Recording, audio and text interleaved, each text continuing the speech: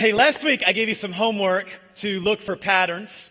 And I have never taken an IQ test before, but occasionally on the internet and various places I'll see, like, take an IQ test. I'll have like a teaser thing. So I thought it'd be fun just to present some pattern problems to you today. Some of you will twitch like you're back at the SAT. But check out this one. See if you can figure out what the answer is and shout it out if you know it.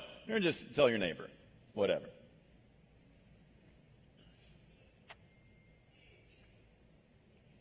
Okay, and the correct answer is E. So you're like, what? Okay, here's a harder one. Some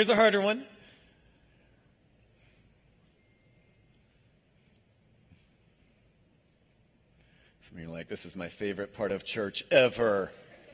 Some of you hate me. Okay, so the correct answer is this one right here. I had to actually look on the interwebs to figure this out. And they said the reason was 3 sides to each shape, 3 total dots. 4 sides to each shape, 4 total dots. 5 sides to each shape, 3, 4, 5 total dots. Oh. Okay, take it down because some people are completely distracted and I've lost them for the whole service. Today, we are going to take the next step in gaining wisdom because just recognizing patterns isn't enough. That's what we talked about last week, but there's another step. And here's why. You know this. There's not a one-to-one connection between intelligence and wisdom. There's not a one-to-one connection between intelligence and success. Someone actually can be really smart, but not successful or wise. Author Malcolm Gladwell gives a great example of this. His name is Chris Langan, and he's said to be the smartest person alive. And for example, your IQ is probably about 100. Einstein's was 150. Chris Langan's IQ is 195. For fun, he sits at home and reads about philosophy, math, and physics. For fun, he's developing some treatise he calls the Cognitive Theoretic Model of the Universe. I have no idea what that means. I just know I don't want to hang out with him on Friday nights. But I also recognize he's a smart guy. But here's the thing. Chris Langan does not own his own business.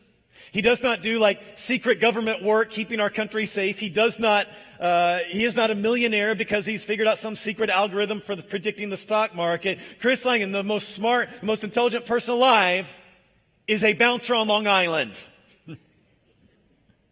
Chris Langan never graduated from college. He's never had any real success because he couldn't connect his ability to see patterns to everyday success or wisdom. So when he was in high school calculus, he thought it was so much fun, but he was mad, distractingly so, that the teacher was so boring. He couldn't figure out this is the most fun thing ever. He wanted to go to college, but he needed financial aid, and he couldn't figure out when the financial aid stuff was due. It didn't make sense. And if you interview him now, he actually talks about how the man has always been out to get him. Chris Langan could see patterns, but that's where it stopped. So he's not actually successful or wise. So here's what we said last week. We said wisdom is seeing patterns. It was the tennis ball, right? But we said this ... means there's another part coming because wisdom is not just seeing patterns. There's a next step. That's what we're going to learn today. And we said the setup for the series, the reason we showed that goofy video of fails, is because we all have those things in our life that we look back on and say, what was I thinking? And not in a right or wrong sense of that. I mean, we have those times where like we knew what was the right thing to do and we purposely chose the wrong thing. That's a different sermon. What we're talking about in this series is the times where we thought we were choosing the right thing, but as we look back now with our wisdom experience, we say, oh, facepalm moment, that was not the right thing at all. So the first step of wisdom we learned from Proverbs chapter 1 is seeing patterns. What we're going to see today is there's more to it than that. We're going to learn from the second chapter of Proverbs written by a man named Solomon. We're going to again post this on social media every day this week so you can get in it and be reminded of it every single day. But what I want you to notice as we read through this is you're going to see a lot of language about paths and ways and roads. Okay, here's what Solomon says. Tune your ears to wisdom and concentrate on understanding. Search for them as you would for silver and seek them like hidden treasures. So we want wisdom. Wisdom's good. Wisdom is helpful. I hope you saw some patterns this week. Like when I date this kind of person, it doesn't work out. Or when I go to this website, there's a pattern. I spend money that I didn't plan on spending. Or there's a pattern when I stay up till 3 a.m. playing video games. I don't turn my homework on time. Wisdom sees patterns. I saw some patterns in myself this week. Here's a pattern I've noticed. If I get 8 hours of sleep, I'm a better person. Like, I'm a better human. I am more like Jesus if I get 8 hours of sleep. On the flip side, here's another pattern in my life. If I get way less sleep than what I need, I typically, without even really consciously thinking about it, it seems, start my day with empty carbs and sugar because I feel like I need that extra boost of energy to start the day. I eat unhealthier if I get less sleep than I need. Last Sunday, first week of NFL, I actually noticed another pattern. It was coming fresh off the message. I go home and I realized this pattern in my life, I'm sure you can't relate, is my Sunday afternoon mood and how I treat my family during football season is directly correlated to how the Ravens are playing on the football field. So I treated my family really good last Sunday, thank you very much. And I'm going to treat them good today, thank you very much. Wisdom is seeing patterns. I hope you asked somebody last week, what pattern do you see in my life? Solomon goes on. Then you'll understand what it means to fear the Lord, and you'll gain knowledge of God, for the Lord grants wisdom. From his mouth come knowledge and understanding. He guards the paths of the just and protects those who are faithful to him. Now, when it says he guards the paths, I don't think that means in some supernatural way, like God's watching every single step you take, and if you walk there, then God's going to change that, and if you walk there, then God will change that, and he's always just one step ahead of you. I don't think that's what it means. I think it means that God has set up life in a way to work certain ways. So if you go this way, it's going to work out good for you. And if you go this way, it won't. The Apostle Paul says it this way: you reap what you sow. Meaning, if you plant a sunflower seed, you're not going to get a tomato. If you plant a green bean, you're not going to get a cucumber. If you plant using credit cards, you're not going to grow becoming a millionaire. If you plant dating losers, you're not going to grow waking up next to a man of character one day. God put in place certain systems. Here's how the universe works. We've said it this way before. God is a God of systems. Think of how he made our bodies. It's cells, tissues, organ systems. Think of how he structured the universe. We live in the solar system. God is a God of systems. That doesn't mean he never acts in our world. Jesus breaking into our world is God disrupting the system for our benefit. But typically, God acts in a way according to the systems he set up. So Solomon is writing this proverb to teach us the natural result of you embracing wisdom is things will work out better for you.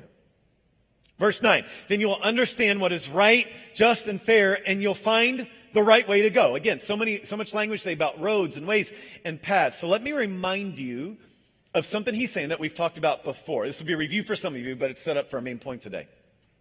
Direction, not intention, determines destination. Direction, not intention, determines destination. And you know this. Here's how I illustrate it. Let's say you wanted to go to Disney World.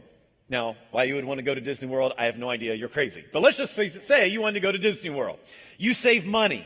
You buy your park passes in advance. You research on the internet. What day should we attack which park? What ride should we ride in which order? Which time should we take a break and go to the pool? And where should we stay? And when should we go to that restaurant? What restaurant should we skip? And when should we go to the tourist stop? And what are we going to do to stop on the way there? You have the perfect Disney vacation planned out. Here's the problem. If you get on I-95 North, you're not getting to Disney World. And you can want to go to Disney World. And you can feel like you're going to Disney World. And you can have planned the best Disney vacation in the history of Disney vacations. If you go the wrong direction, you're not going to get there. And it doesn't matter how badly you want to. Why? Because direction, not intention, determines destination. This is why you get lost sometimes, right?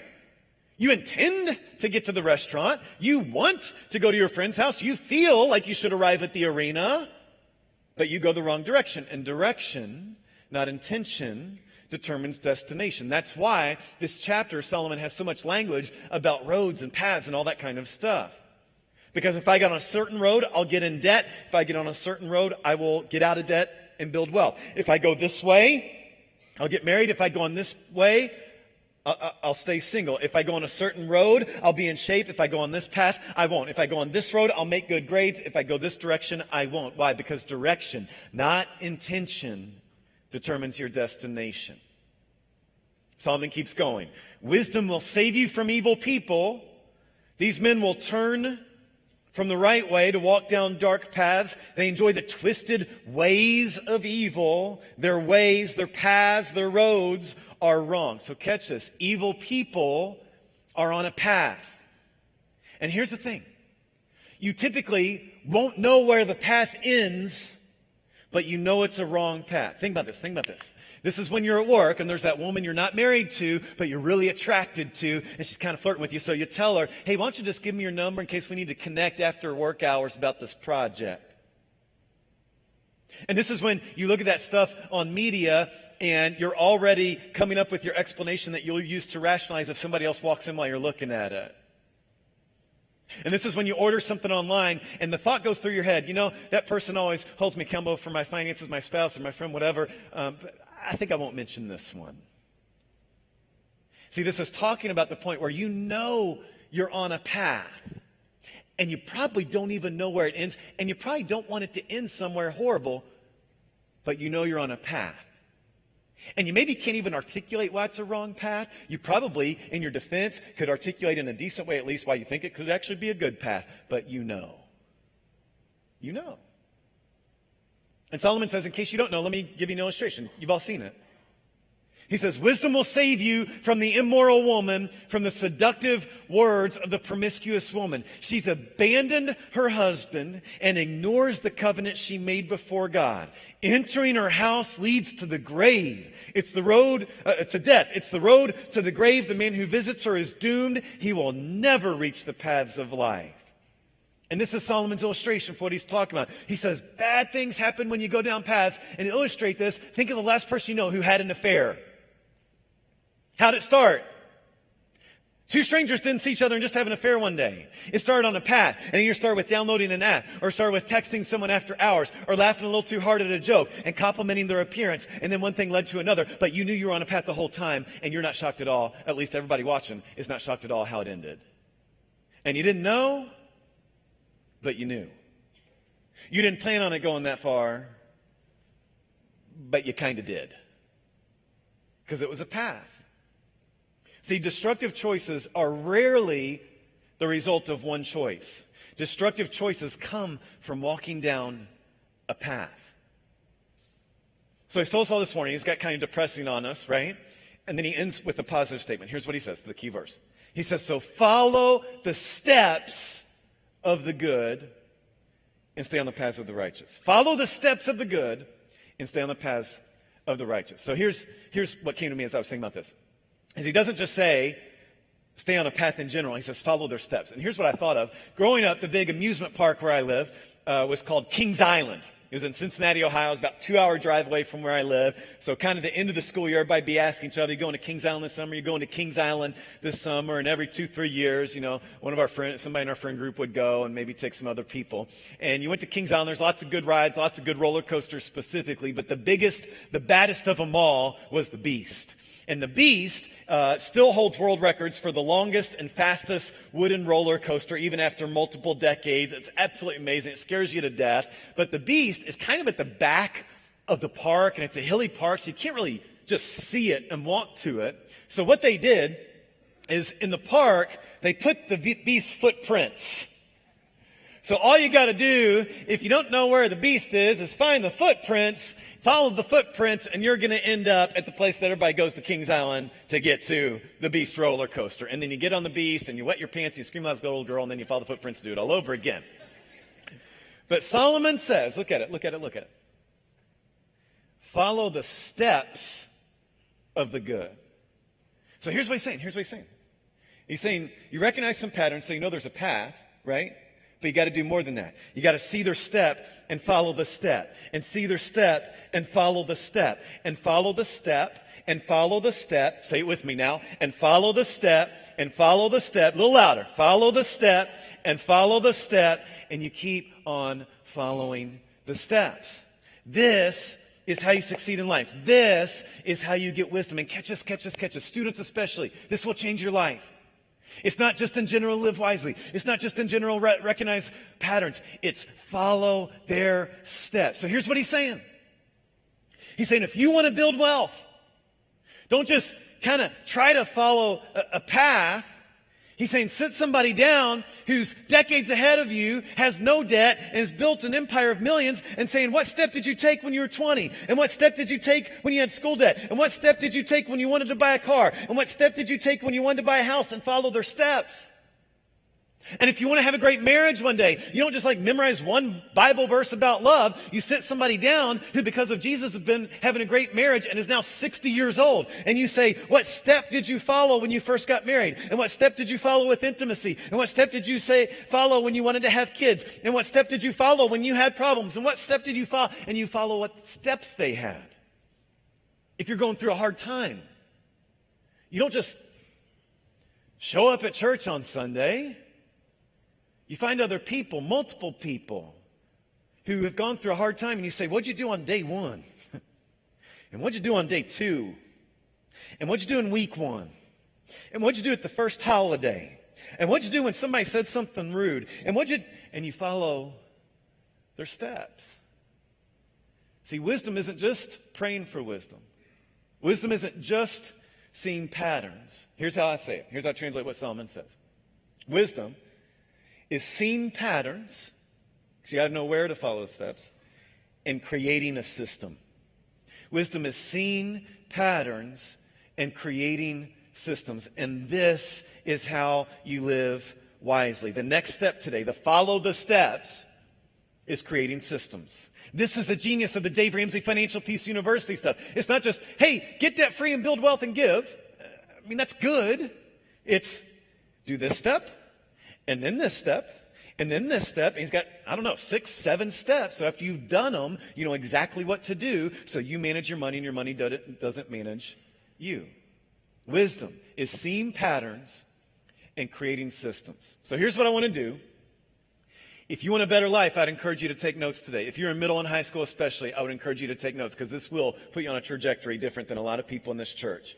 I want to spend the rest of our time giving you 4 reasons systems are good to live by. Wisdom, really, following the steps is good to live by. Here's the first. Systems take less discipline. Systems take less discipline. I don't really like that word discipline. I want to be a disciplined person, but it doesn't sound fun. So I want something that takes less discipline. Systems take less discipline. Think about this. Sleep researchers have found that if you get up at the same time every single day, it is actually healthier and easier for you to get up every day. So if your job or your school demands that you get up at 5 a.m. every day, but then on Saturday you're sleeping until 11, it's going to be harder and actually worse on your health for you to get up every single day at 5 a.m. Now, the answer isn't to quit school or your job. The answer may be, I think I should try getting up at 5 a.m. every day, which at first will be much harder and more miserable, but over time will be so much easier. That system will take less discipline. A lot of people I look up to when it comes to healthy eating do meal prepping. I have a friend. Today they're going to go home and they're going to meal prep all their lunches and dinners for the whole week. So it's all in the Tupperware good to go for lunch. It's all ready in a bag to go in the crock pot for dinner each week, so that if they have a bad day on Thursday, the week's been long, the boss yells at them, they had to stay later, then their commute was longer, they're not thinking, well, maybe I'll just drive through and eat something bad. They say, well, I already prepped it, so I might as well just eat it, because that's going to be the easier thing to do. Their system takes less discipline. We've said before, people who eat healthy don't resist Doritos. People who eat healthy don't buy Doritos. So when they get hungry and want a snack just like you do, they go to the fridge and all they got's fruit and vegetables. Well, I guess I'm eating this. It doesn't take discipline to resist the Doritos. They don't need the discipline. System takes less discipline. Verse 4, look at it. Search for wisdom and understanding as you would for silver. Seek them like hidden treasures. What does that mean? Silver, money, would make your life easier. So wisdom, creating systems, makes our lives easier. Why? Because we don't need as much discipline. Another example I'll give you. You may know people like this. So many people I know, their phones have gotten them in trouble because they were messaging people they shouldn't. Or they were looking at things they shouldn't. Instead of having the discipline to resist that because they kind of proved they couldn't, is they just got a phone without the internet or ability to send that type of message, or that app was blocked, whatever it was, so they don't need the discipline. That's wisdom. Next thing, wisdom is seeing patterns and creating systems, and systems show priorities. Here's what I believe. I think you believe this. If you don't have a system for doing something, it's not a priority for you. Like if you don't have a system of when and where you do your homework, it's not a priority. If you don't have a system to read, reading's not a priority. If you don't have a system to date, dating's not a priority. If you don't have a system to eat healthy, that's not a priority. And you can feel it's a priority. You can argue it's a priority, but if you don't have a system, it's not. If it was a priority, you'd have a system. I remember a couple years ago, we were standing in that hallway at the movie theater. We walked down on that video where our church used to meet, and I can't remember who it was just because the conversation stuck with me. I can't remember the face with it. But somebody said to me they had just lost their job. And as he talked about it, I seemed more concerned about him not having a job and finding a new one than he did. So I started asking him questions if he was like worried about this. And he said, no, because I have a good system. I said, what do you mean? He said, I'm working over 40 hours a week at finding a job. I'm meticulously tracking this. And every day I get up and I spend minimum 8 hours sending out resumes and cold calling on places that may need jobs, even if they don't advertise it online, to see where I can get a job. And I know for sure that I have the gifts and talents and degree that if I just stick with my system, I'll get a well-paying job. He had a system. I talked with a couple at Mosaic not too long ago, and I don't know how it came up, but it's Mosaic, and they said, we have a system for our sex life in our marriage. I was like, do tell. And they said, some of you are going to start taking notes. And they said, well, we don't like the pressure. We don't want to feel pressure from each other, but we also like each of us initiating from time to time. So we've kind of come up with this system where, in this time frame, she'll initiate once, and in this time frame, he'll initiate once, and that works for us because it's no pressure, but it feels like we're desired by the other person, and it's just great. Got a system. Look at it again. Wisdom will save you from the immoral woman, from the seductive words of the promiscuous woman. Why? Because if you have wisdom, you have a system to focus on your wife, on your marriage. You set up systems to live that out. Think about it this way. How often have you not done something you meant to do or were supposed to do, and your answer is, I forgot. And it's not like you chose to not do it to be a bad person, but think about this. You're not going to remember everything in life. Like you're not that IQ genius guy we talked about earlier. You're going to forget.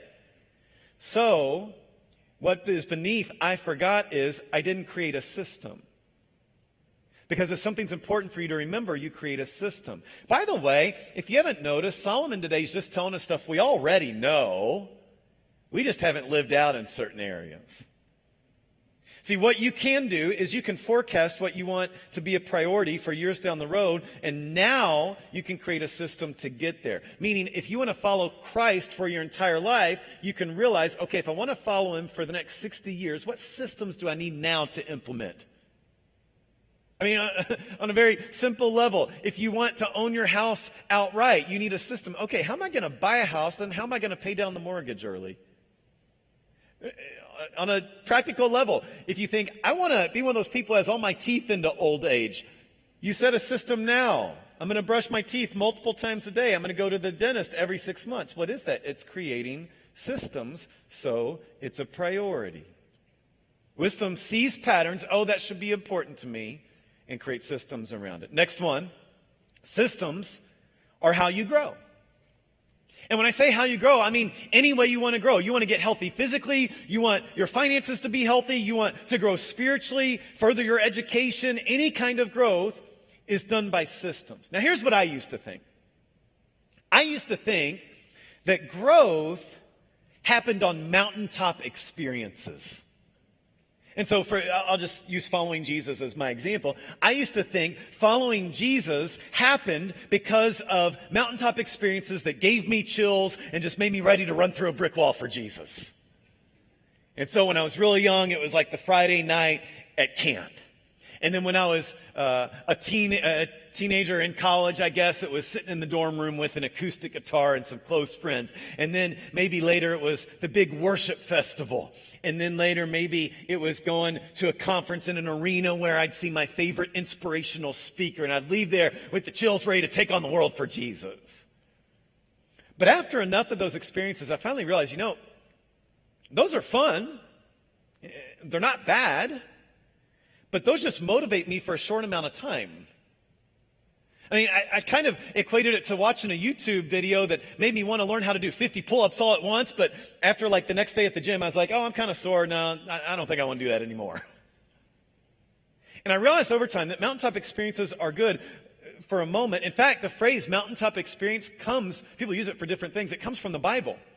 Because people like Moses and Elijah and Peter literally went up on top of a mountain and experienced God. So that's where the phrase comes from. So those are inspiring for a moment, but systems are how you grow long term. Look at it again.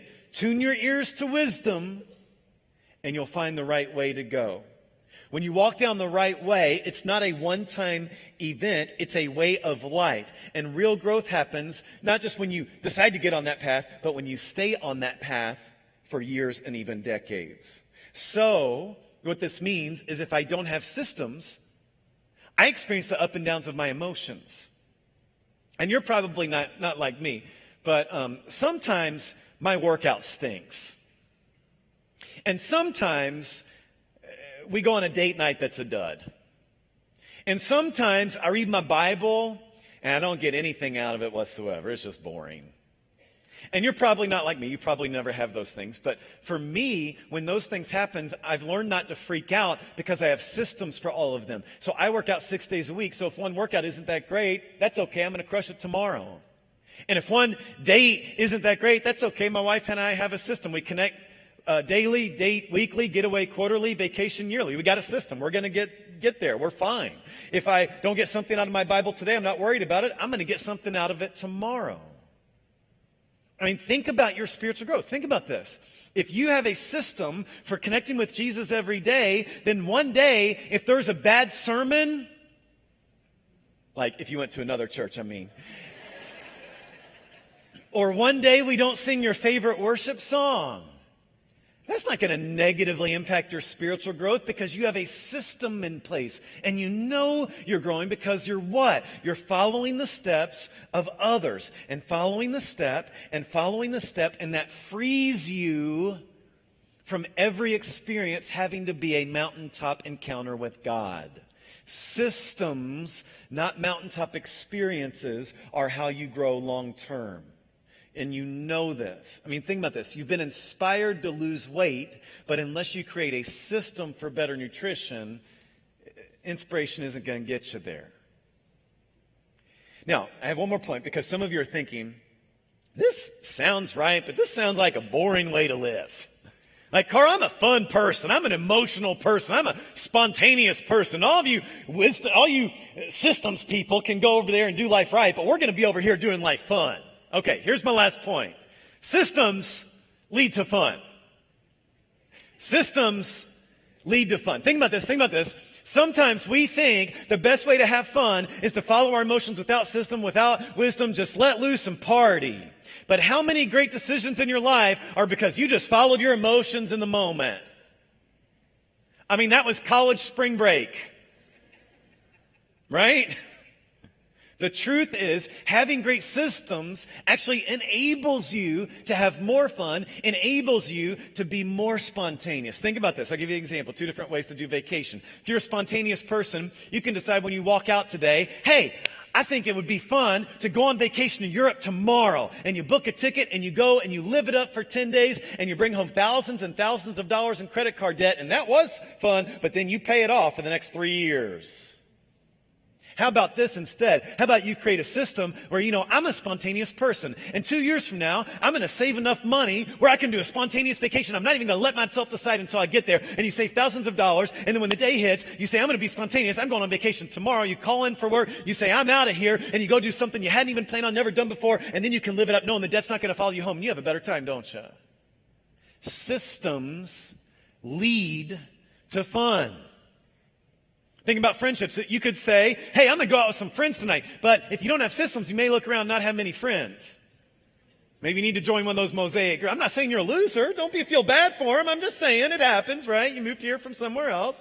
Maybe you need one of our Mosaic groups. And then you put yourself out there. You create systems for friendship. So then when Friday afternoon hits and you realize you don't have plans, you're confused about which friend you're going to text and see if they want to hang out because you got so many. Systems lead to fun. If you say, I'm going to have a great worship experience today, I hope the band doesn't mess up if you're just coming in blind saying that.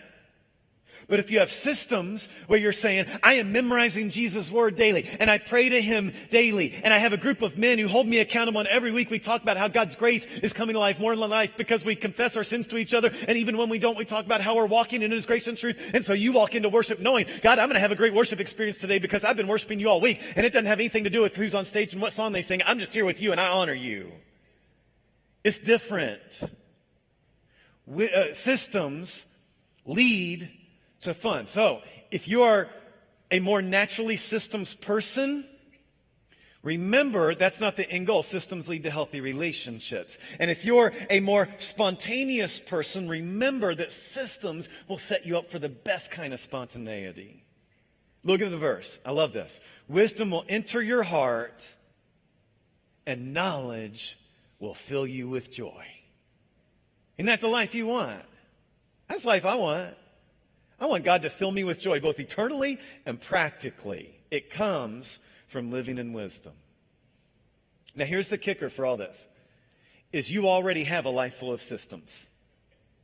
And your life is perfectly designed to get the results you're getting.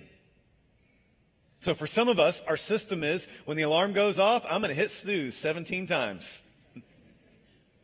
For second service, I got it. For some of us, your system is, when I see a hot girl, I try and go sleep with her. For some of us, our system is, I read my Bible when I feel like it. And that's your system. So my question today is, after listening to Solomon, don't you want a new system? I think it'd lead to a better life. So here's what we're doing. We spent 2 weeks explaining or learning really from Solomon what wisdom is. The next 2 weeks, John and I are each going to take one topic and unpack how we apply this wisdom principle to that specific topic. I think it'll really help you both for those topics and to figure out other stuff on your own. This week, I want you to create one system. Just take one of those patterns you saw last week, one of those patterns that a friend or family member pointed out to you saying, hey, I see this in you, and create a system around that to see if you can't improve it and follow some of my steps. Don't create 10 systems. That won't work. You'll get lost in it and it'll all fall apart. Create one system this week. But let me end with this. David once said in the Bible, the fool says in his heart that there is no God. And it sounds like he's saying, you're stupid if you don't believe in God. But he's not saying you have a low IQ if you say you're an atheist. Here's what I think he's saying. I think he's saying it's just a worse way to live because it's unwise. Here's what I mean. When I look down the path at people that I want to get where they're going, and I want to get where they are, they're humble. They don't walk in condemnation and shame. They have deep relationships that have lasted decades. They have a joy that I haven't gotten to yet. The thing they all have in common is grace. The thing they all have in common is Jesus. See, Jesus gave us a system, and he called it the Lord's Supper. We often call it communion. And he said, I'm going to give you a system before they go kill me. The system is whenever you get together, I want you to take some type of bread that represents my body and some type of grape juice that represents my blood. I want you to eat that and drink that to remember me. People ask me, why do we celebrate communion every week? Well, because Jesus told us to. He gave us a system. People ask, well, why do some churches not do that? I don't know. You'd have to ask them. But what I know is every week we take a moment to remember the reason I'm here is for grace. And the base system of my life is depending on the grace that I can only get from Jesus. Because he's made me new, he died for my sin, he's washed me clean, and he gives me new life. He gives me that joy that Solomon wrote about. And if you want that, we want you to check the baptism box in your connection card so we can talk to you about it. But this week, your homework's to create a system. And this moment is for us to engage the system Jesus gave us where we can focus on grace and be reminded that Jesus makes us new. So let me pray and then we'll celebrate communion. Jesus, thank you for grace. And thank you that you don't just give us grace for when we die one day. You give us grace for right now. You give us wisdom for here and now. And Jesus, we love you, but you first loved us. And we thank you for that, and we honor you for that. So wherever we are this morning, whether we're first exposed to this stuff or going through a hard time or coming back to you after a long time away or just here again, I pray that we will focus on your grace in this moment. We love you, Jesus. It's in your name that we pray. Amen.